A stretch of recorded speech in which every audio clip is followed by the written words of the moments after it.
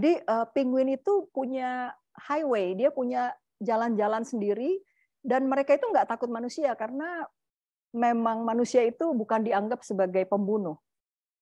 Jadi mereka suka ini aja ya, suka kayak pengen tahu ini apa sih makhluk gede ini ya, pakai baju merah atau kuning gitu, sambil bingung ngeliatin. Tapi lama-lama kali dia udah biasa karena cukup banyak yang datang ke sana. Nah, selalu pingin itu diberikan prioritas dan diusahakan supaya tidak lebih dekat dari 5 meter dari si penguin supaya tidak mengganggu kehidupan mereka.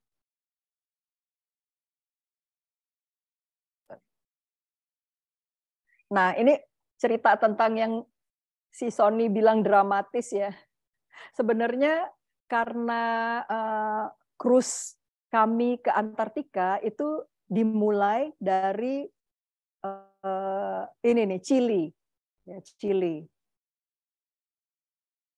Jadi ini kan Santiago. Jadi kami itu terbang ke Santiago. Kemudian nanti dari Santiago terbang lagi ke bawah ini namanya kota Punta Arenas. Dari sini baru naik cruise menuju beberapa tempat mulai dari Falklands, South Georgia sampai ke Antartika. Nah, terus Budi sama saya waktu itu mikir ya, kita pengen datang duluan nih untuk memanfaatkan waktu. Jadi dari Chili kami pikir kan Peru, Machu Picchu itu udah dekat dan nggak susah. Dari Santiago bisa terbang langsung ke namanya kota Cusco. Itu kota untuk pergi ke Machu Picchu. Harus naik kereta lagi. Jadi akhirnya kami memutuskan, oke, kita ke Machu Picchu. Kira-kira 10 hari lah sebelum cruise. Nah, terus kami itu tiba di Cusco itu 7 Desember. Ternyata waktu itu kurang riset juga sih saya ya. Ternyata 2 hari sebelumnya itu bekas presiden Peru itu baru diberhentikan sama Kongres. Namanya Castillo, lupa nama depannya apa. Paulo Castillo kalau nggak salah.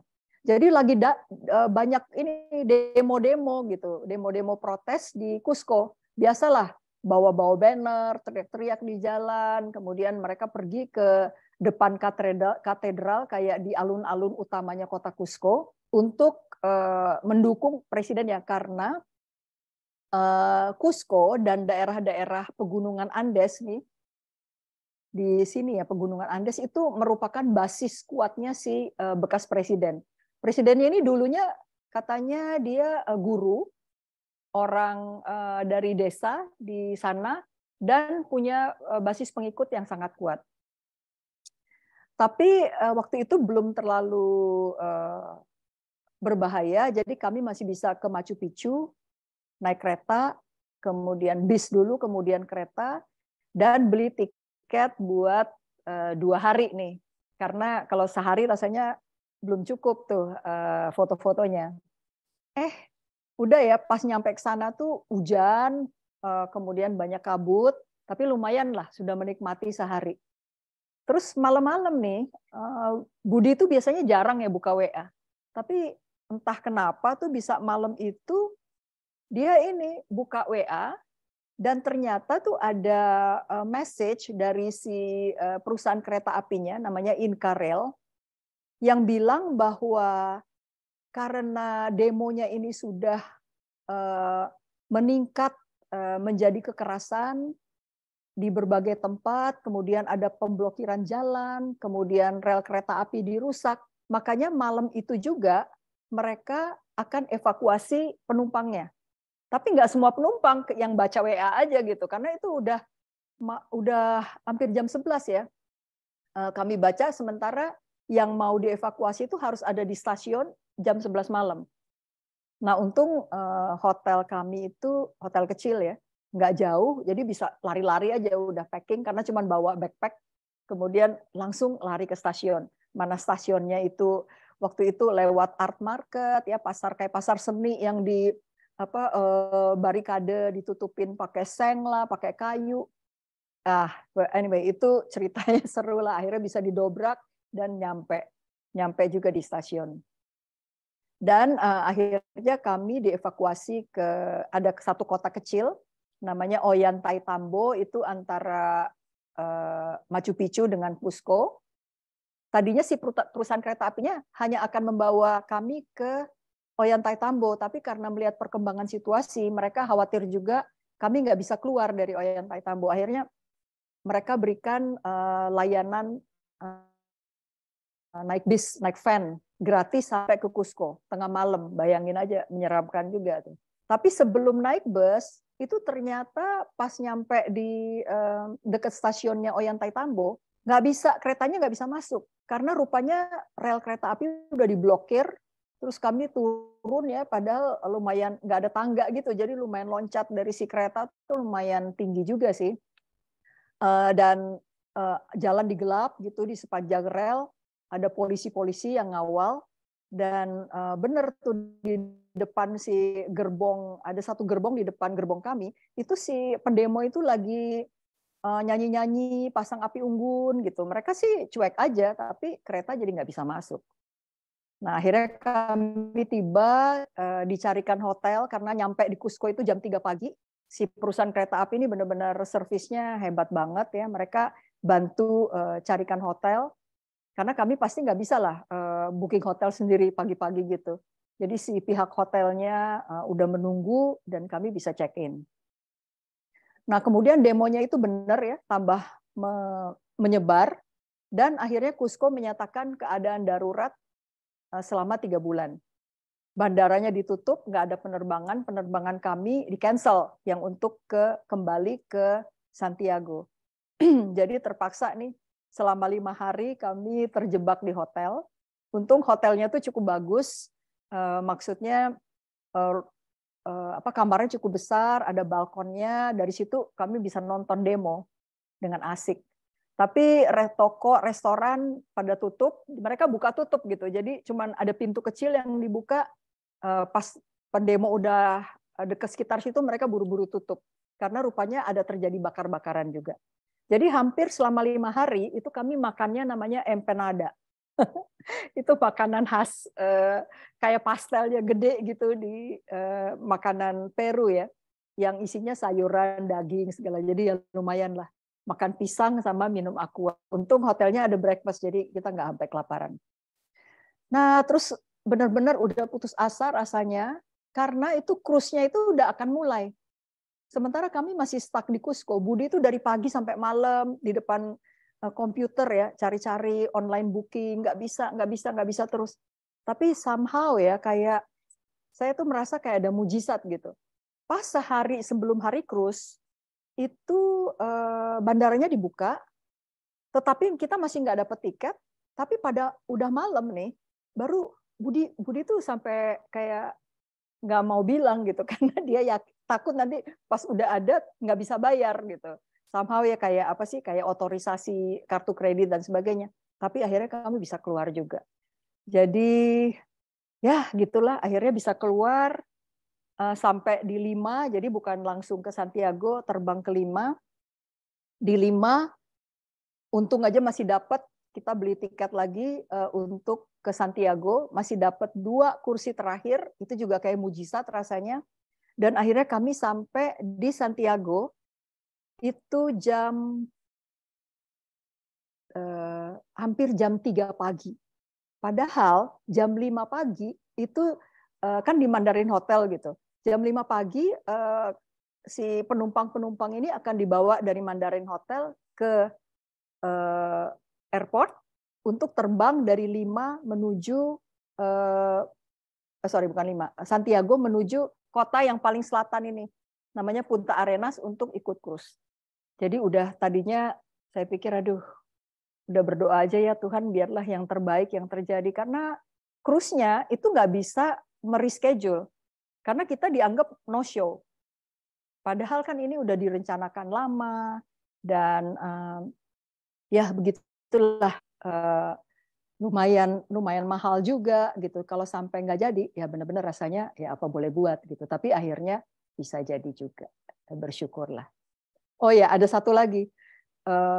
Saya sampai nggak mikir ya, padahal syarat untuk naik cruise itu adalah negatif antigennya. Padahal antigen itu sebetulnya udah ditutup jam 7 sehari sebelumnya.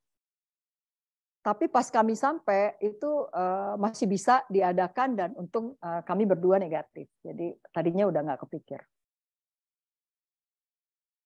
Nah ini beberapa foto ya. Waktu di mau evakuasi pakai kereta. Ini jam 11 malam. Kemudian ini naik keretanya. Malam-malam harus turun di tengah jalan sebelum masuk stasiun. Dan ini pas sampai di Cusco, kita dicarikan hotel, dan ini suasana demo-demo yang selama 5 hari menjadi pemandangan kami dari balkon hotel. Ini masih ya demonya. Kemudian ini waktu di kereta api. Oh ini sorry, harusnya ini agak yang sebelumnya nih. Ini pas kami baru datang ke Cusco nih. Demo-demonya masih lumayan nggak berbahaya. Ini waktu naik kereta api ke Cusco. Ini waktu di Machu Picchu. Kebetulan Budi sama saya tuh pada tanggal itu ya 12 Desember merayakan ulang tahun pernikahan ceritanya. Nah ini pemandangan dari Machu Picchu. Nggak nyangka besoknya itu nggak bisa keluar, hampir nggak bisa keluar dari Machu Picchu. Jadi rencana perjalanan cruise kami, ini judul cruise-nya 23 hari mengunjungi Antartika, Falklands, dan South Georgia Expedition dari 17 Desember sampai 8 Januari. Jadi ini nih teman-teman, ini Chili ya, dari Santiago terbang ke Punta Arenas. Kemudian dari sini naik cruise itu menuju Falkland Islands, yang Malvinas itu.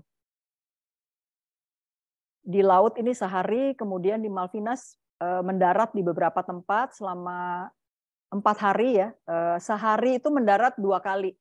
Mendaratnya itu bukan pakai kapal besar itu, jadi si kapalnya berhenti di tengah laut, kemudian kami turun pakai kapal-kapal karet atau zodiak. Jadi kayak kita kalau diving trip itu biasanya kan turunnya pakai kapal-kapal karet. Jadi di Falklands, waktu Baksos. Iya. Pakai kapal angkatan laut. Iya, ya kayak gitu bener. Kayak gitu, kayak kapal ini juga waktu kita oh iya waktu kita ini ya Bakesra ya. Bakesra kan ada kapal-kapal kayak gitu tuh. Nah, kemudian dari Stanley menuju ini South Georgia Islands. Ini makan waktu tuh 2 hari di laut. Ini benar-benar wildlife-nya itu hebat banget tadi ya, yang penguin sampai ribuan. Dari sini baru ke Antartika Peninsula. Ini hanya bagian kecil dari Antartika nih. Jadi bahkan belum mencapai 66 derajat Antartika Circle, hanya di atas ini. Nah, pas nyebrang ke sini itu kena badai. Sampai kami penumpang itu dibagiin ini storm certificate. Karena udah melewati badai yang lumayan ya, kapalnya itu kayak mesin cuci gitu, diguncang. Padahal kapalnya cukup besar ya. Jadi nama kapalnya itu MS Fram, Hurtigruten, kapal dari Norwegia. Ada 148 penumpang dari 23 kebangsaan, kebanyakan orang Eropa, Amerika. Dan ada 3 orang Indonesia, termasuk dokter dari kapal.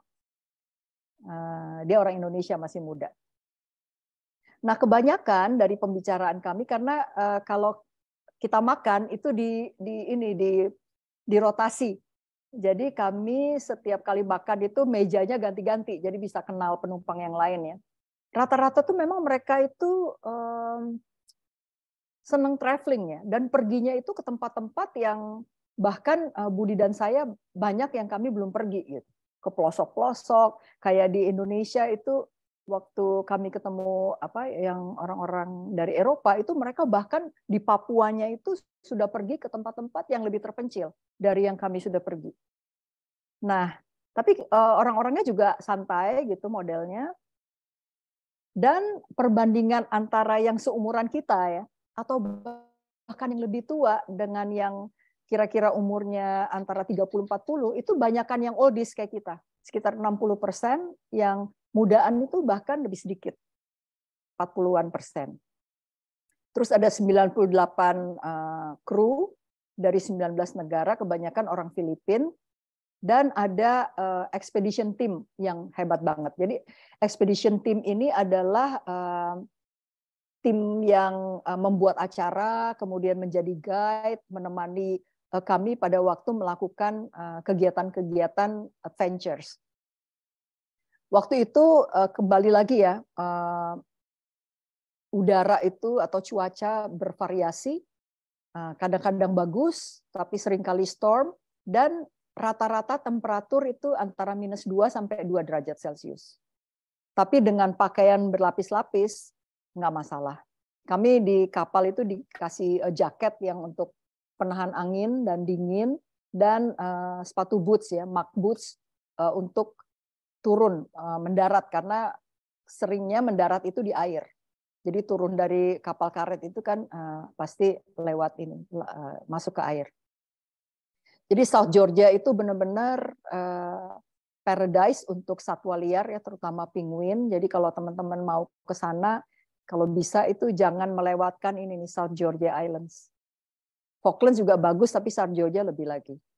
Dan saya sebetulnya udah ke Antartika juga tahun 2013 ya, 10 tahun yang lalu. Memang kelihatan Antartika itu semakin berkurang bongkahan-bongkahan es yang mengelilingi Antartika. Jadi icebergs-nya itu nggak sebanyak pada waktu 10 tahun yang lalu. Tapi ini kan hanya pengamatan kami ya secara pribadi. Dan ternyata memang di hasil penelitian memang es di sekitar Antartika atau es yang sudah di laut itu memang sangat berkurang, dan bahkan di tahun ini sudah tercatat 2 kali rekor terendah untuk beberapa tahun. Jadi kurang dari 2 juta kubik kalau nggak salah ya, 2 juta kubik. Ya, karena banyak sekali glaciers yang mencair, tetapi kembali lagi tetap aja buat kami Antartika itu tempat yang benar-benar mengagumkan. Oke, nah sekarang ada sedikit foto yang saya share. Nanti kebanyakan masih di album. Gimana sih kita menikmati saat-saat di Antartika? Nah ini kapalnya ya, ini si Hurtigruten, MS Fram. Kemudian ini pada waktu di South Georgia, begitu turun banyak penguin. Ini dokternya, Dokter Ricky namanya. Saya bilang kamu hebat juga Ricky bisa jadi dokter di Hurtigruten Fram, karena ke Antartika itu biasanya seleksinya ketat sekali. Terus dia bilang, iyalah tante seleksinya ketat, aku kan hebat. Ya gitulah ya si Ricky, orang dari Lampung. Nah ini 10 tahun yang lalu ya, kami naik yang namanya Quark Expeditions. Pada saat itu rasanya tuh es-esnya masih lebih banyak. Ini kapal karet nih, jadi kapalnya berhenti di tengah, kemudian landingnya itu pakai kapal-kapal karet kayak gini. Kayak gini nih. Nah ini kapal-kapal karetnya kelihatan kecil-kecil.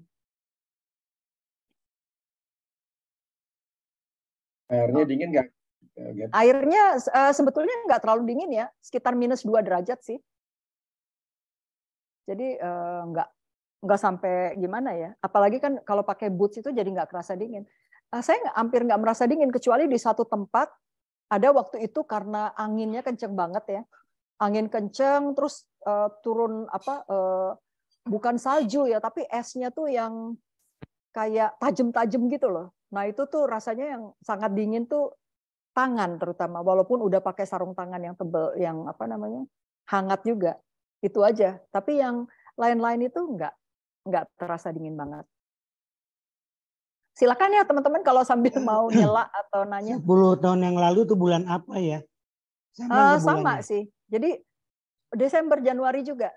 Desember Januari kan saya nih di sini Desember Januari, waktu 10 tahun lalu Desember Januari, karena cruise ke Antartika itu hanya ada dari mulai November, rasanya Oktober malah belum ya, atau ada akhir Oktober, November, Desember, Januari, Februari. Nah biasanya kalau awal-awal itu Oktober, November itu es di lautan Antartika itu masih lebih padat ya, karena masih baru selesai musim dingin kan. Tapi kalau sudah lewat dari Desember, Januari, Februari itu sudah mulai padat, mulai beres lagi sih.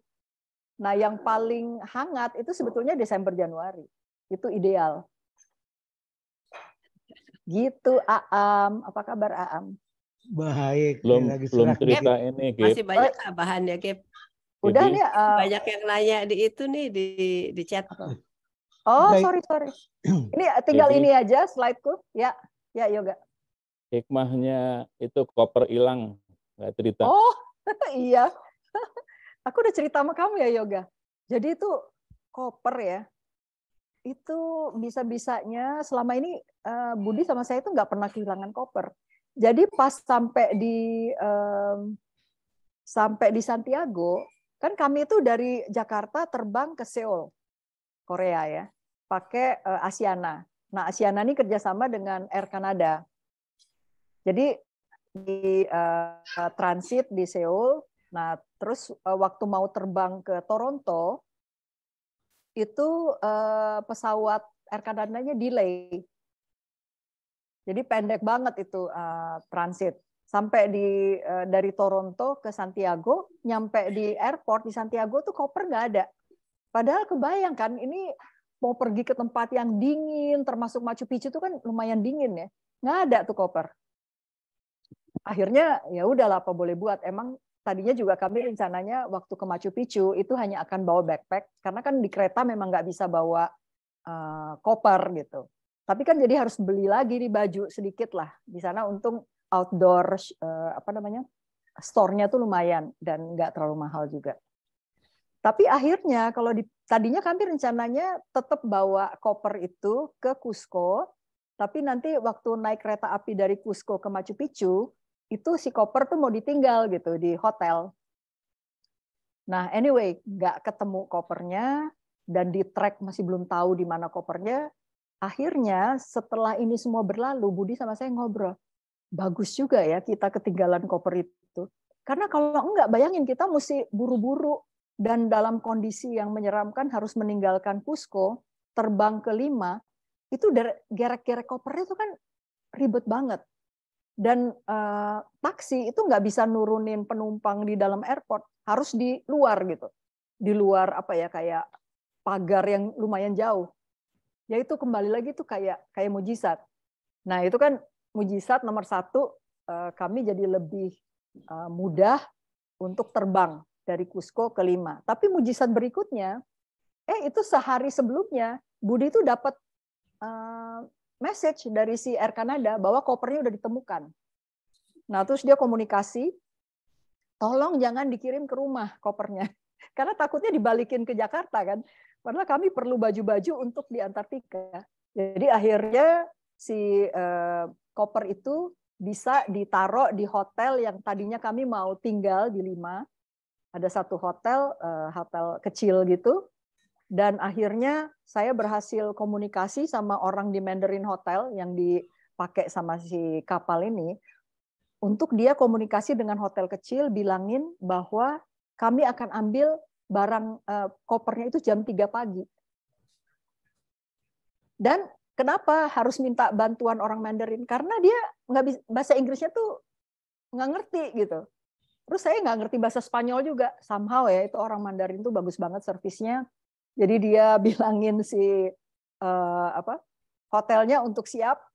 Sampai di sana kami tukang taksinya bantuin telepon ke hotelnya, dapat koper, dan si Mandarin juga yang bantu bilangin ke orang-orang Hurtigruten outsource-nya di Santiago bahwa kami akan datang jam 3 pagi. Gitu cerita tentang si koper. Terus kegiatan apa aja? Itu yang merah-merah apa sih titik-titik? Nah, ini nih camping. Camping di atas es. Wish. Jadi ini diambil pakai drone. Jadi kan nggak boleh drone di Antartika, tapi fotografer kapal tuh boleh ngambil kelihatan nih. Kebayangkan camping di Antartika gitu loh, di atas iceberg. Campingnya itu terbatas, fasilitasnya jadi diundi, cuma bisa 30 orang. Terus yang Dan- lain misalnya kemana, Gap? Ya di kapal lah, kan banyak kegiatan di kapal. Jadi di kapal itu, karena ini kan ekspedisi ya, jadi kegiatan sehari-hari itu beda sama kalau cruise ke Alaska gitu ya, itu kerjaannya sehari-hari, kegiatannya itu lectures, banyak banget kuliahnya segala macam tentang ilmu apapun yang terkait Antartika tuh ada. Kemudian ada laboratorium, jadi segala macam penelitian, pengamatan cuaca, pengamatan satwa, sampel air yang diambil, pengamatan mikroorganisme, segala macam lah. Iya, iya. Nah, Apa, Wi? Antartika masuk jurisdiksi negara mana aja. Udah Tadi dijawab. udah diterangin Nggak apa-apa, sih, tapi dia sedikit telat. aja. Tapi dia Telat telat, ya. jadi terangin lagi nanti ngambek. Jadi itu bukan punya siapa-siapa, tetapi Antartika itu oleh yang namanya Antarctica Treaty System (ATS) yang dan ditandatangani oleh awal negara di situ, dan yang eksplorernya itu udah nyampe ke Antartika. Jadi mereka semua setuju ya, dan ini katanya perjanjian internasional yang paling sukses. Jadi hampir semua negara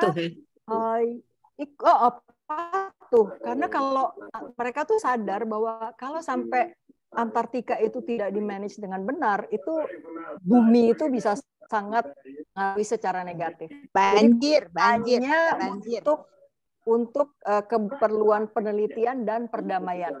Jadi kerjasamanya gitu loh, Win. Dan sudah 56 negara yang menandatangani, tapi belum termasuk Indonesia. Ini komandan di ini dong, hilangin supaya Indonesia ikut tanda tangan. Aswin nanya lagi, Apa, Win? ada kantor pos nggak katanya? Apa? Ada kantor pos nggak di Ada. Antartika? Ada kantor pos Penguin. Nanti ya teman-teman bisa lihat. Jadi di situ tuh ada yang namanya Port Lockroy. Port Lockroy itu dulunya stasiun penelitian Inggris, tapi sekarang udah jadi kayak museum. Jadi di situ ada kantor pos, terus ada yang jualan souvenir. Saya waktu itu kepikir, wah si Unden kayaknya pengen dibeliin ini nih, souvenir penguinnya lucu-lucu, dan bener-bener penguin residennya ada di situ. Jadi penguin tuh tinggal di sekitar situ juga. Itu Hanya ada kayak pondok, tempat penelitian gitu. Gaby, Ya, Port Lacroix itu Ya. jurisdiksi siapa itu? Negara mana? Atau Bukan, Antartika yang tidak ada jurisdiksinya? memang itu nggak ada jurisdiksinya, tetapi itu sebetulnya di-manage sama Inggris. Nah, Oke.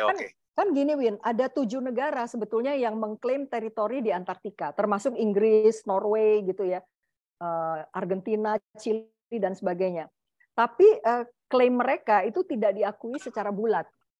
Jadi mereka menandatangani Antarctica Treaty ini, sehingga di tempat yang mereka klaim sebagai teritori mereka, itu negara lain masih bisa bikin pusat penelitian di situ. Masih bisa. Oke. Ya, itu menarik sebab gini, kantor pos itu diatur oleh UPU, Universal Postal Union. Dan itu merupakan bukti bahwa itu jurisdiksi negara kita gitu. Oh, jadi begitu gitu. ada kode pos, terus gua pasang kantor pos di situ, itu jurisdiksi gua. Oh. Ini, dan kalau ada dispute dengan negara lain, gua bisa bilang bahwa sesuai dengan UPU agreement, maka ini jurisdiksi gua. Itu menjadi penting kalau ada dispute negara. Ya seperti Sipadan sama Ligitan gitu. Gue pengen tahu banget itu. Iya, di situ ada bendera Inggris nggak tuh? Ada Di bendera Inggris. Kantor pos Lacroix. Iya, ada. Jadi memang ada bendera Inggris, tetapi tetap aja walaupun Inggris tuh mengklaim itu sebagai teritorinya, nggak berarti negara-negara yang lain nggak bisa masuk ke situ. Begitu juga sebaliknya. Iya, enggak. Iya. Oke. Ya, makasih. Soalnya kita pernah punya kasus Sipadan Ligitan misalnya. Dan khawatirnya nanti di berikutnya lagi kita punya masalah yang sama. Jadi ada yang kantor pos itu sebagai bukti itu jurisdiksi gua, itu menjadi penting. Itu aja. Makasih. Oke, Aswin. Ini Dharma mau tanya, kayaknya tanya sendiri aja deh. Dharma Ya, langsung aja, Dharma. Dharma Ambiar. Enggak, ini aja tadi kan udah dijelasin semua. Itu kenapa nggak ada nggak ada orang di sana. Beruang aja nggak berani hidup di sana ya. Mungkin ya orang nggak ada juga gitu. Iya. Terus tadi kan disebutkan ada angin kencang di situ. Iya. Cuman waktu di foto-foto seperti nggak ada angin. Tempat sama waktu. Ini Dharma, sebetulnya di foto tuh saya masih banyak banget yang saya belum kasih lihat ya. Nanti ini aja, teman-teman bisa lihat sendiri karena waktu kita kan terbatas nih, masih ada nanti mau sharing tentang program-program itu. Ada foto-fotonya yang lagi angin, bahkan ada videonya. Oh, dapat videonya tuh kayak ada video juga. Ada video juga, video banyak banget fotonya ribuan. Video aja ada videonya ya. Ada, aku lagi di tempat tidur, gue malam-malam kan itu. Sebetulnya di sana hampir nggak pernah ini ya, nggak pernah gelap. Jadi masih lumayan midnight. Pegangan tempat tidur sambil gini sambil pakai HP gitu. Jendela kasih lihat ketinggian ombak itu. Itu pas lagi di. Jadi total berapa lama di sana di daratnya itu? Berapa lama camping, mulai dari turun camping terus sampai naik kapal lagi itu berapa kalau jam? Si campingnya sendiri itu cuma semalam. Kalau total cruise-nya itu 23 hari. Enggak, yang itunya, yang di daratnya itu, yang di esnya itu gitu. Cuma 8 jam. Camping itu cuma semalam aja. Jadi berangkatnya tuh setelah dinner ya, kira-kira kayaknya jam 8 gitu, terus pagi-pagi jam 6 udah balik ke kapal. Gitu. Dan untuk jadi persiapan camping tidur di es ya. Iya. Dan untuk persiapan camping itu kenapa ribet banget? Karena setiap kali kita mendarat ya, bukan cuma camping aja, tapi kayak kita mendarat di tempat-tempat di Antartika itu si tim ekspedisi itu harus menyiapkan senario terburuk. Kalau sampai terjadi badai, ini si kita yang di darat itu harus bisa hidup selama 2 hari. Jadi nanti saya nggak sempat tadi ya kasih lihat, mereka tuh bawa berbagai peralatan, termasuk kayak peralatan camping, makan, buat tidur, emergency. makan, air minum, emergency, medicine segala macam, banyak peralatan. Ribet banget. Untuk pemanasnya apa? Pakai gas? Pemanasnya pakai gas atau listrik atau apa? Di kapal. Enggak pemanas gitu selama waktu enggak ada camping. pakai pemanas, cuman ini aja sleeping bag, sama kan kita udah pakai layers. Jadi di udara dingin tuh yang penting layers, jangan tebal tapi layering gitu. Karena udara yang terperangkap di antara layer-layer itu yang membuat badan kita jadi hangat. Exactly. Jangan kayak zaman Thank you. Enggak kayak zaman dulu kita pakai tebal-tebal kan. Bawanya berat, salah. Salah, itu sebenarnya layering kuncinya. Boleh pakai kebaya tapi 18 gitu. Oke. Gaby. Ya. Tadi kayaknya waktu kamu cerita yang ricuh-ricuh itu ya, saya ingat kamu malam-malam kayaknya WA saya soal KBRI. Peran KBRI apa ya untuk keluarganya yang lagi kejebak di negara asing gitu? Lumayan membantu ya, kan KBRI kita di 5 ya. Terus waktu itu kan aku di Cusco dan ternyata gue telepon cari aja tuh ininya Dan. Aku setelah kamu ngomong itu aku cari di ini aja website gitu. Terus dapat nomornya. Terus saya hubungi orangnya sangat responsif. Dia bilang, aduh Bu, maaf banget ini evakuasi karena tutup, jalan darat tutup gitu. Sehingga kalau sampai diperlukan, kami akan evakuasi ibu dan suami ke tempat yang lebih aman, tapi masih di Cusco. Jadi mereka punya koneksi. Karena nggak ada cara lain. Gitu. Dia bilang kalau mau harus pakai ini, ribet banget harus naik mobil pribadi dulu, terus nanti naik kapal, nyebrang ke Bolivia, terus ibu dibilang forget it lah. Tapi itu mereka helpful ya. Mereka helpful. Lumayan lah. Apalagi terus masuk tempo kan. Bilang itu nggak ada itu ya. Yang kalau gue tuh ngerasain kalau gue mendarat di mana gitu ya, cari sambungan telepon, langsung muncul gitu alamat KBRI. Oh gitu. Iya, berkali-kali begitu. Oh, belum pernah tuh. Tapi nggak tahu kalau di Antartika, kalau di daerah-daerah kayak di Amerika Selatan itu tuh gimana nggak tahu. Iya. Tapi pelajarannya emang kita tuh kalau sebelum pergi ke satu negara ya, apalagi negara-negara berisiko kayak Amerika Selatan, Afrika, Timur Tengah atau Timur Tengah itu harus kita pelajari banget gitu what's going on, jangan sampai kayak kita kejadiannya hampir nggak bisa cruise Antartika.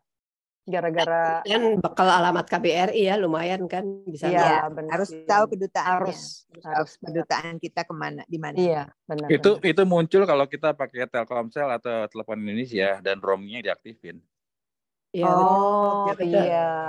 Sementara gue pakai ini kan beli itu smart card di sana. Betul. Oh, nggak muncul kalau pakai itu. Oke. Nggak muncul ya. Iya. Oke, masih ada pertanyaan lain? Menarik ya. Kalau di Antartika itu ada pohon yang tumbuh nggak? Nggak ada. Nggak ada sama sekali. Karena kan lapisan esnya dari 2.000 meter sampai 5.000 meter, jadi nggak ada. Paling yang ada itu mikroorganisme ya, ganggang gitu kan. Tapi nggak ada pohon. Walaupun dulu itu ya 45-50 juta tahun yang lalu tuh kayak Melbourne banyak pohon, ada dinosaurs. Sekarang tidak ada. Berarti ketebalan esnya ketebalan ya? Kopior. Jadi ya. Berarti ketebalan. Mau nanam pohon dari beli apa esnya ketebalan. Mau nanyanya soal cruise-nya, kalau kan Gaby kan sama Budi gitu. Ya. Ada nggak yang sendiri gitu? Aman nggak menurut Gaby? Aman. Oke. Jadi kalau saya sih merasa itu aman banget, Den. Di cruise-nya ya. Tapi perjalanan sampai ke cruise kalau kita kayak di negara itu ya kita harus hati-hati. Ya itu lain soal. Tapi kalau cruise-nya aman karena perusahaannya reputable, kemudian aman banget sih ya, sangat dijaga. Jadi safety first. Itu safety first. Jadi kayak kalau drilling kan memang pakai melancong dulu ke Machu Picchu. Kalau saya pengennya langsung ke cruise-nya aja gitu. Nah, jadi terbangnya langsung ke Buenos Aires aja gitu. Oh ya, Buenos Aires. Mumpung Buenos Aires saya punya teman. Jadi cruise ke Antartika itu umumnya dari 2 negara. Kayak tahun 2013 saya terbang ke Buenos Aires, terus dari Buenos Aires terbang namanya kotanya paling selatan di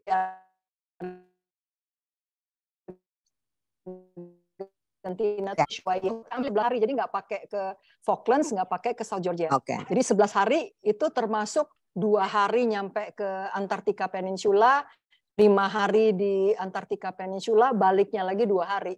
Tapi yang kali ini itu bukan dari Argentina, Den, tapi dari Chili. Makanya dari Santiago. Santiago. Kemudian terbang ke Punta Arenas di bawah. Ya, tapi berdekatan mereka. Bisa kan terbang dari Buenos Aires ke Punta Arenas kayak Gaby kemarin kan dari bisa ada pesawat. Emang yang risky itu perjalanan menuju sananya gitu kan. Jadi kalau di cruise udah aman gitu. Aman. Mau sendirian, mau setengah badan juga aman. Dan cruise itu suka ya. Kalau mau beli cruise itu yang termurah early atau late. Jadi kayak di bulan November itu biasanya masih lebih murah, sama di bulan Februari jadi lebih murah. Yang paling mahal itu Desember Januari karena itu cover Christmas sama New Year. Dan memang paling panas udaranya paling paling hangat ya, nggak panas sih hangat. Tapi safety di kapal itu sangat diperhatikan. Sekarang kan banyak tur-tur yang untuk single gitu kan, banyak. Gitu. Ini jadi kalau cruise ini kan nggak bisa dong hanya untuk single aja gitu kan, campur. Tapi aman kan? Ada yang namanya single supplement ya.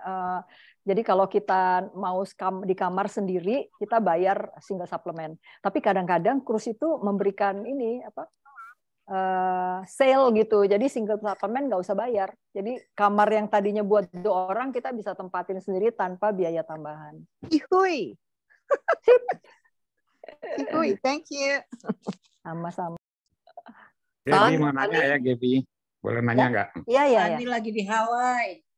Gaby, itu perjalanan itu merencanakan sendiri atau ada yang travel yang merencanakan kemana dulu nggak?